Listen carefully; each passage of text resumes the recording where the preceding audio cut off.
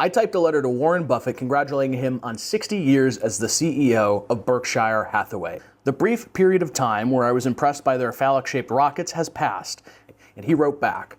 I wrote my letter using this 1948 Royal Quiet Deluxe, and I sent it in May 2025. 2 or 3 weeks later, in June 2025, I received my letter back with a handwritten response. This story and more are in my upcoming book, Journal of the American Millennial.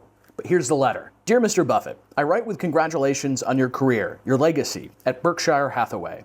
While we have never met, I've known of you and that mysterious entity Berkshire Hathaway since I was a kid growing up in the 1990s and 2000s. There were 4 billionaires in particular who caught my attention. Bill Gates, because of the computer. T. Boone Pickens, because of his name.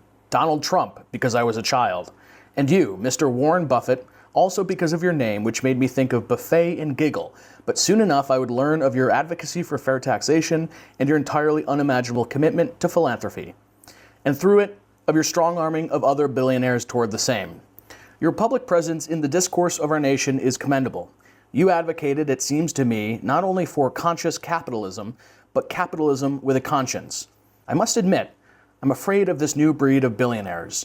The brief period of time where I was impressed by their phallic-shaped rockets has passed, and I'm now worried about their intentions and seeming lack of conscience. I'm worried, Mr. Buffett, about how we combat that unideology. How have you stayed in touch with your humanity? Perhaps that's a question to consider as you sip your first Coca-Cola in this new chapter of retirement. I would certainly and seriously be interested in your answer, or an attempt at it. My sincere thanks to you for your lifetime of generous giving and sound economic philosophy. But most of all, thank you for proving true the American dream.